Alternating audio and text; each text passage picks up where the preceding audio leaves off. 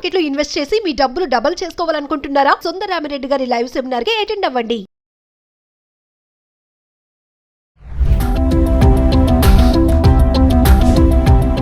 నమస్తే, welcome back to Suman TV. అమెరికాలో మరి H1B వీసా చెల్లింపుల ఫీజు విషయంలో చూసుకుంటే మొత్తం అంతా చాలా హడావుడైతే నెలకొందని చెప్పుకోవాలి. మరి అంతా ఆందోళనకరంగా మారిపోయింది. మరి టెక్కీస్ కానీ, ఇక్కడి నుంచి వెళ్ళి అక్కడ చదువుకోవాలనుకునే విద్యార్థులే కానీ, మరి వీళ్ళన్ని విషయంలో చూసుకుంటే అక్కడ అసలు ఏం జరుగుతుంది? మరి ట్రంప్ ఒక పెద్ద బాంబే పేల్చడానికి వచ్చా, అసలు అక్కడ ఉన్నటువంటి సిచ్యువేషన్ ఏంటి, అక్కడ ఉన్నటువంటి మన తెలుగు వాళ్ళ పరిస్థితి ఎలా ఉంది, మరి ఇవన్నీ సమాచారం అందించడానికి అమెరికాలో 24 ఇయర్స్ నుంచి ఉంటున్నటువంటి MNC ఎగ్జిక్యూటివ్ వీరభద్ర గారు మనతో పాటు ఉన్నారు. సార్తో మాట్లాడదాము. అక్కడ అసలు ప్రజెంట్ సిచ్యువేషన్ ఎలా ఉంది, మరి ట్రంప్ తీసుకున్న నిర్ణయాలతో ఇంపాక్ట్ ఎలా ఉంది, మన ఇండియన్స్ పైన ఎలాంటి ప్రభావం పడుతుంది, మరి అదే గనక ఇంప్లిమెంట్ జరిగితే, ఆ ఉత్తర్వులన్నీ కూడా ఇంప్లిమెంట్ జరిగితే అక్కడ అమెరికాలో సమస్యలు ఉంటాయా, మరి మనకి సమస్యలు ఉంటాయా, అసలు భవిష్యత్తులో ఇలాంటి నిర్ణయాలన్నీ కూడా ఇంప్లిమెంట్ అవుతే ఎలాంటి మనం ప్లాన్ కానీ ఎలా ప్రాసెస్ చేసుకోవాలి, వీటన్నిటిపైన సమాచారం అందించడానికి సార్ మనతో అందుబాటులో ఉన్నారు. Over to sir. Hello Naveen గారు, నమస్కారం. మీకు సుమన్ టీవీ ప్రేక్షకులకి మళ్ళీ మనం ఒకసారి అమెరికా పరిస్థితి ఎట్లా ఉంది అనే విషయం మాట్లాడుకుందాం. ఇప్పుడు అందరికీ మేజర్ షాక్ వచ్చిన ఈవెంట్ ఏదైతే జరిగిందో ఫ్రైడే నాడు 1,100,000 H1B అప్లికేషన్ ఫీ అని చెప్పి ఒక మేజర్ షాక్ వచ్చింది మన కమ్యూనిటీకి. దానివల్ల చాలామంది పాపం మిడ్ ఫ్లైట్ అంటే శాన్ ఫ్రాన్సిస్కోలో ఫ్లైట్ టేక్ ఆఫ్ చేసే ముందు వాళ్ళు మనకంటే ఈస్ట్ కోస్ట్కి 3 hours వెనక్కుంటారు కాబట్టి వాళ్ళు ఫ్లైట్లో కూర్చున్న వాళ్ళు కొంతమంది దిగిపోయారు. అండ్ ఎమిరేట్స్ ఫ్లైట్లోంచి కొంతమంది వీడియోస్ పెట్టారు. Luckily even pilots allowed them to get off. కానీ చాలా ఇబ్బందులు పడి ఉంటారు వాళ్ళు, ఎందుకంటే వాళ్ళ లగేజ్ చెక్ ఇన్ అయిపోతుంది, దాన్ని మరి తీయలేరు బయటికి, ముందుకు వెళ్ళిపోవచ్చు, మనిషి దాంతో ఫాలో కాడు, మళ్ళీ వెనక్కి రావాలి. It's a nightmare. So they all went through that.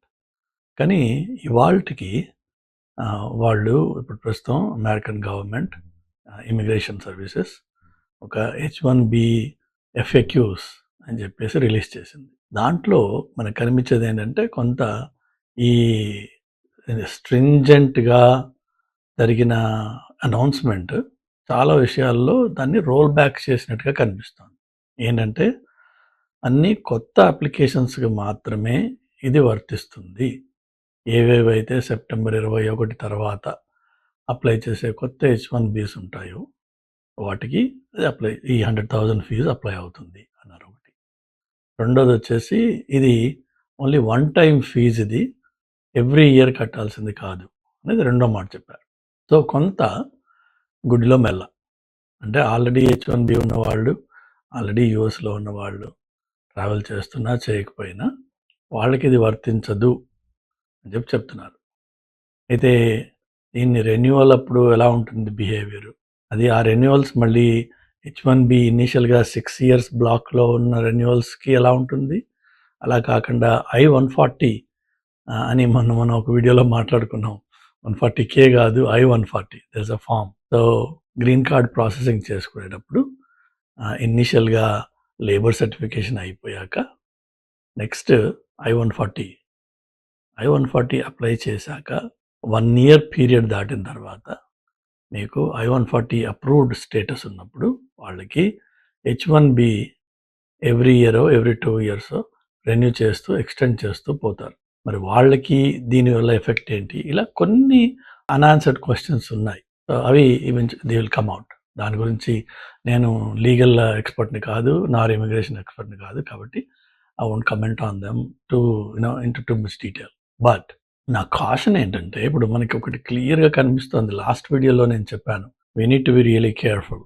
ఒకటి జియో పొలిటికల్ డెవలప్మెంట్స్, అది టారిఫ్ వల్లనండి, వేరే డైనామిక్స్ వల్ల అవ్వనివ్వండి, ఇండియా మీద 50% టారిఫ్ ఏదైతే ఇంపోజ్ చేశారో దానివల్ల వచ్చే రిపుల్ ఎఫెక్ట్స్, ఇండియా దానికి ఈయన ఎక్స్పెక్ట్ చేసినట్టుగా ట్రంప్ ఎక్స్పెక్ట్ చేసిన లెవెల్లో మోదీ గవర్నమెంట్ రెస్పాండ్ చేయాల. So he's upset. ఆ అప్సెట్ మూడ్ని అడ్వాంటేజ్ తీసుకుని ఆయన పక్కన ఉండే characters they might try to take advantage of it. ఇది ఒకటి అలాంటి అడ్వాంటేజ్ తీసుకుని వచ్చేసి, కానీ ఇమ్మీడియట్గా ఫీడ్బ్యాక్ వచ్చి ఉంటుంది. సో కొంత రోల్ బ్యాక్ అయింది. కానీ దిస్ డేంజర్ ఎగ్జిస్ట్. ఇది ఓన్లీ టెంపరరీ లల్. ఇది మెల్లిగా స్క్రూ టైటన్ అవుతుంది, మెల్లిగా ఇవన్నీ వస్తాయి. ఎందుకంటే ఇది వాళ్ళ మైండ్లో ఉన్నది అన్న విషయం ఆల్రెడీ మనకి బాహాటంగా తెలిసిపోయింది. బ్యాక్లాష్ వచ్చింది ఒకేసారి చేయడంతో వచ్చింది కాబట్టి కొంత టోన్ డౌన్ చేశారు. కానీ ఇంక్రిమెంటల్గా ఇందులో అనౌన్స్ చేసినవి ఇంతకంటే టఫ్ మెజర్స్ త్వరలో రాబోతున్నాయి. నేను ఇంతకుముందు చెప్పినట్టుగా ఇమ్మిగ్రెంట్స్కి, ఇమ్మిగ్రేషన్కి, ఇండియన్స్కి, ఇమ్మిగ్రేషన్ అనేటప్పటికీ మనం పెద్ద పాపులేషన్ మనం ఉన్నాం ఇక్కడ. అలానే ప్రాబబ్లీ H1Bsలో 70-80% మనమే బెనిఫిట్ తీసుకుంటాం దాన్ని. సో దాంతో H1B అనగానే ఇమ్మీడియట్గా ఇండియన్స్ అనేది అది సినానిమస్ అయిపోయింది.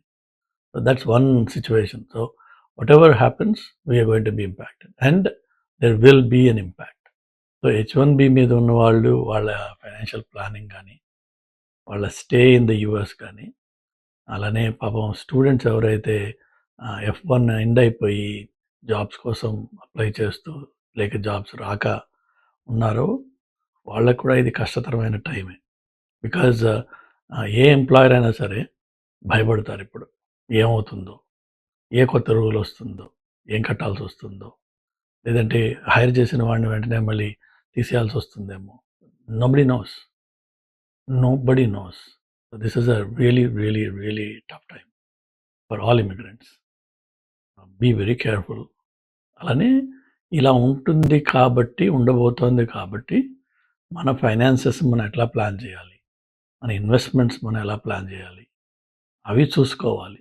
ఇప్పుడు ఈ టైంలోనూ వచ్చంటే రాబోయే 3 ఏళ్ళ వరకు 3.5 years ప్రాబబ్లీ ఏది కూడా long term commitments, major purchases, major investments అందులోకి వెళ్ళకుండా మీ డబ్బుని మీరు సేవ్ చేసుకుంటూ జాగ్రత్తగా ఉండడం అనేది చాలా important.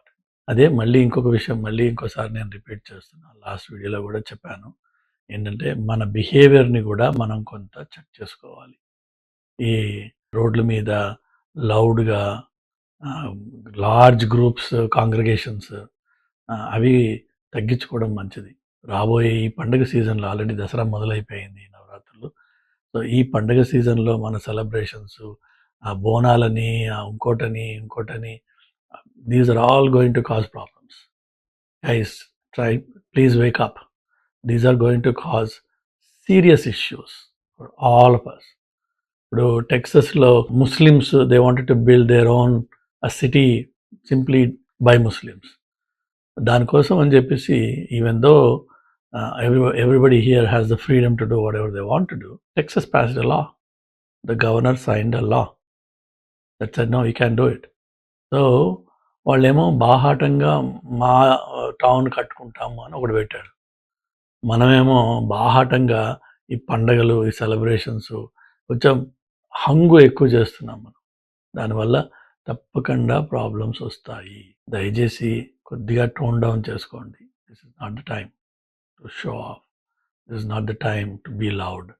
This is not the time to be pompous. అది literally you're showing a finger to the rest of the crowd, rest of the population that are really struggling. Chudandi, Nevada, Vegas, all states that are agriculture dependent, Florida, their economies and the videos they are putting on TikTok, ఏడుస్తున్నారు literally. వాళ్ళు భయంకరమైన నష్టాల్లో ఉన్నారు. వాళ్ళు అలా జరుగుతున్న చోట మనము ఓవర్ బోర్డ్ వెళ్ళిపోయి ఈ పండగలని, వినాయకుడని అక్కడ ఏదో ఒక కెనడాలో కెనేడియన్ రివర్ పక్కన గంగా హారతి అని చెప్పి పెట్టారు వాళ్ళు. ఎక్కడ గంగా, ఎక్కడ కెనడా, ఎక్కడ హారతి? నీరు ఎక్కడైనా గంగే, కానీ దేనికైనా కొంచెం అర్థం, కొంచెం లిమిట్స్ ఉండాలి. And these are the things that have cause problem to other communities and these are the type of behaviour that will cause problems to us. నా సొంత అనుభవం ఉంది ఈ స్పానిష్ ఇష్యూస్ తోటి. నేను ఒకసారి అయోవాలో ఒక మీటింగ్ అయిపోయాక తొందరగా ఏదైనా I wanted quick bite before driving to the airport. So ఒక ఫాస్ట్ ఫుడ్ సెంటర్లోకి ఫాస్ట్ ఫుడ్ డ్రైవ్ త్రూ వెళ్తే నేను ఆర్డర్ చేయబోతే fellow on the other side told me, if you can't order in Spanish keep driving. నువ్వు స్పానిష్లో order చేయలేకపోతే నువ్వు వెళ్ళిపో ఇక్కడి నుంచి అని చెప్పాడు నాకు. అంత డామినేషన్ ఉండే ఆ స్టేట్లోంచి ఎప్పుడైతే ఇది గొడవ మొదలయ్యిందో ఇప్పుడు లేబర్ లేకుండా పోయింది. అంటే all of those guys of gone. వాళ్ళు ఇదే బిహేవియర్ చేశారు ఒకప్పుడు. ఇండియన్స్ లేకపోతే అమెరికన్ ఎకానమీ నడవదు అనే ఒక ఆరోగెన్స్ మనలో డెవలప్ అయింది. దయచేసి అది చెక్ చేసుకోండి. This is not good. And రాబోయే వాళ్ళు వచ్చే 4 ఏళ్ల పాటు ఇక్కడికి వచ్చే ఆలోచన మానేయండి. Think of alternates. Do better things in India. Do something remote. Use the AI wave to build a career, to do some innovation. But don't think of America as your destination. It's not a good time. Don't come here. And ఇక్కడ ఉన్న వాళ్ళు ఎవరైతే ఉన్నారో, please be safe. Please be extra safe, extra cautious. Good luck to you. And let's hope ఈ last అనౌన్స్మెంట్లో వచ్చిన మిగిలిన measures మళ్ళీ రీఇంట్రడ్యూస్ కావు అని ప్రే చేద్దాం. బట్ మీకు cards are already on the table, so you know exactly what's coming. Just a matter of time. Everything that they announce, their intentions are clear.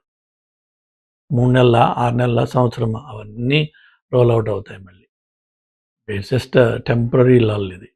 So, but don't take anything for granted. Be very careful. Good luck to you guys. Stay safe and stay wise. Thank you.